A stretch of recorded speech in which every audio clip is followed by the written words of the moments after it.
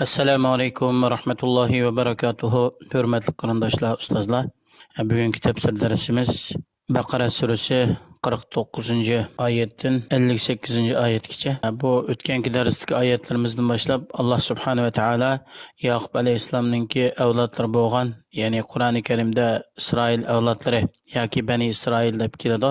Shularga ato qilgan ne'matlarini asosan eslatish bugungi darsimiz. Chunki har qandaq ne'matga erishguchi, ne'mat berguchini aslagan vaqtida o'zininki xatoliklarini tuzitib, u berilgan ne'matga shukr etib, bu ne'matni o'z yo'lida sarf qilib, ne'matning haqqini ado qiladi.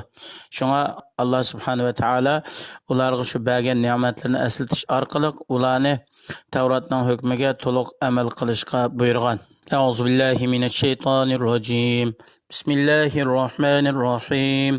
وإذ نجيناكم من آل فرعون يسومونكم سوء العذاب يذبحون أبناءكم ويستحيون نساءكم وفي ذلكم بلاء من ربكم عظيم وإذ فرقنا بكم البحر فأنجيناكم وأغرقنا آل فرعون وأنتم تنظرون. Yuqorida o'qilgan oyatlarningki qisqacha tarjimasi İsrail avlodlari, ya'ni Yaqub alayhissalomning avlodlari Alloh subhanahu va taoloninki sizlarni Fir'aun va uning agashkuchilaridan qutqazgan ne'matini eslanglar. Ya'ni Fir'aun va uning agashkuchilari sizlarga turli azoblarni tetitdi, ya'ni har turli azoblar bilan azoblaydi. Sizlarning o'g'allaringlarni hayot holatida bo'g'izlaydi. Sizlarninki neslinglarninki qopqonmaslik uchun va tug'ilgan qizlaringlarni hayot qo'yib qo'ydi. Ular ayollik davriga yetgan vaqtida o'zlarininki xizmatlariga silish uchun. Bu nima uchun desa, sizlarni ahonat qilish, xor qilishda eng yuqori chekka yetkazish.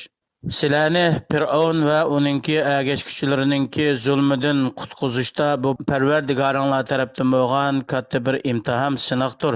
Sizlarninki Allohning sizlarga ato qilgan ne'matlariga shukr etishinglar uchun va yana bizning sizlarga bergan ne'matimizni eslanglar. U qaysi ne'mat desa, sizlarga biz dengizni yerib yo'l ichib berdik. U dengizni quruq sizlar mang'alaydigan shundoq bir yo'l qilib berdik dengizning o'rtasida. Sizlarni qutqazdik. Sizlarning dushmaninglar bo'lgan Fir'aun va uning kuchchilarini sizlar shu qirg'oqda qarab turgan vaqtinglarda ko'z oldinglarda suvga g'arq qilib halok qildik. Va iz va'adna Musa 40 laylatan thumma takhaztumul ajla min ba'dihi va antum zalimun thumma afawna ankum min ba'di zalika la'allakum tashkurun va iz atayna Musa al-kitaba wal furqana la'allakum tahtadun. Yana sizlarga ato qilgan ne'matlarimizning qatorida Musa alayhissalomni 40 kun e'tikob qilib, ya'ni Alloh o'zi bilan uchrashishga tayyorlik qilish uchun 40 kun e'tikob qilishga buyurdi.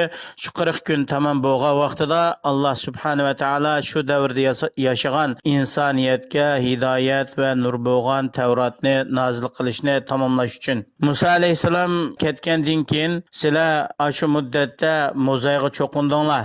Sizlar shunday qilish orqali o'z nafsinglarga zulm qiluvchi zolimlardan bo'ldinglar. Andin, ya'ni sizlar tövbe qilgandan keyin biz sizlarning bu xatoliklarni o'tib o'tdik. Sizlarni jazolamadik. Sizlarningki Allohga go'zal shaklda ibodat qilish, itoat qilish va Allohning bergan ne'matlariga shukr qilishinglar uchun. Va bizningki yana Musa alayhissalomga haq bilan botilning, to'g'ri bilan ozg'unlikning o'ttirisini ayiradigan kitob Tavratni berganligimizdan iborat bu ne'matga shukr aytinglar. Ya'ni jazman sizlar Tavrat bilan haqiqatga yo'l tepib mangsizlar. Va iz qala Musa liqaumihi ya qaumi innakum zalamtum anfusakum bittikhazikumul ajla fatubu ila bariikum faqtulu anfusakum dhalikum khairul lakum 'inda bariikum fataba 'alaykum innahu huvat tawwabur rahim. وإذ قلتم يا موسى لن نؤمن لك حتى نرى الله جهرة فأخذتكم الصاعقة وأنتم تنظرون. va yana sizlarga ato qilgan bu ne'matlarni eslanglar. Alloh subhanahu va taolo sizlarni mo'zayga cho'qingandan keyin tavba qilishga muvaffaq qildi. Ya'ni Musa alayhissalom sizlarga shundoq dedi. Sizlar Allohni qo'yib mo'zayni iloh qilib cho'qinish bilan o'zinglarga zulm qildinglar. Sizlarni paydo qilgan, yaratgan Parvardigoringlarning tarafiga tavba qilish bilan qaytinglar. Bu tavba qaysi desa sizlarningki ba'zinglarni o'ltirish. Ya'ni mo'zayga cho'qinmaganlar, mo'zayga cho'qinganlarni o'ltirish. Mushu shakldagi tövbe sizlar uchun kufrda haddidan ishish va do'zaxda mangu turishga ilib boradigan Allohning g'ayriga cho'qinishdan yaxshidir. Sizlar Allohning muvaffaq qilishi, yordam berishi bilan bu ishni ado qildinglar.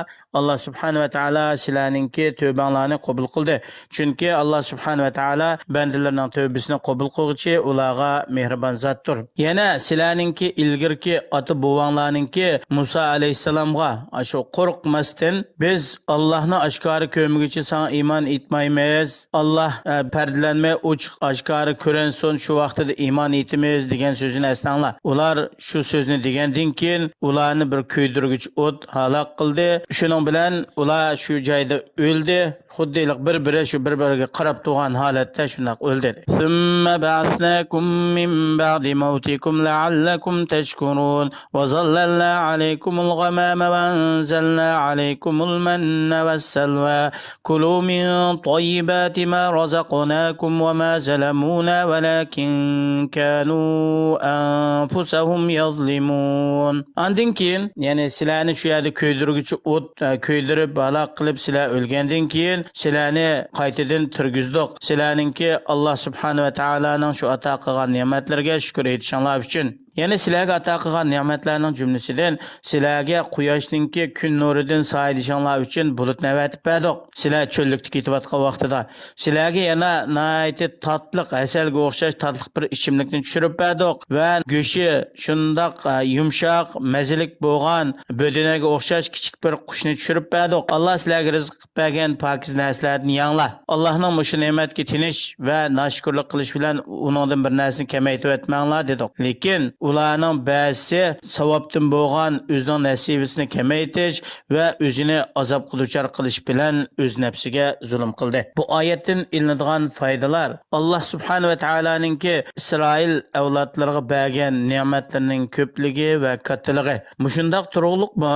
Ularga Allohning bergan bu ne'mati ularda faqat takabburlik qilish, gadankashlik qilishdan boshqani ziyoda qilmadi. Hamda Allohninki o'z bandalariga bo'lgan rahmati va keng qo'saqligi, mehribonligining kengri bo'lishi ularning gunohi katta bo'lib ketsimi, Alloh subhanahu va taolo ularni azoblash qoldirmadi. Alloh tarafdan kelgan vahiy bo'lsa, haq bilan botilninki orasini ayirg'uchidir. Alloh subhanahu va taolo hammalarni shu anglaganga amal qilishga muyassar qilsin va shundoqla o'z davrida Bani Isroilning o'g'allarini bo'g'izlab o'tirib, qizlarini xorlagan Fir'avnni suv g'arq qilish bilan halok qilganga o'xshash hozirgi taraqqiy qilgan 21-asrdami biz Sharqiy Turkistonlik Uyg'urlarningki farzandlarini to'ralma holatida onasining qursog'ida o'ltirib etgan yoki tug'ilganlarini mangasini yuvib tarbiyalash uchun ilib ketayotgan va shu xorlangan hadisanlarimiz, hemşirlerimizni Alloh subhanahu va taolo o'zi qutqazsin, ularga yordam bersin. Shundaqla sirtda vatanni qutqizish uchun harakat qilayotgan barliq qarindoshlarimizga Alloh o'zi yordam bersin. Har sohada hammalarninki tirishib, birlashib Alloh yo'lida jam bo'lib, vatanimiz Sharq Turkistonni bir undimmi nechasi zolim bo'lgan Xitoy tajovuzchilarining zulmidan qutuldirishga Alloh hammalarni muyassar qilsin. Assalamu alaykum va rahmatullohi va barakatuh.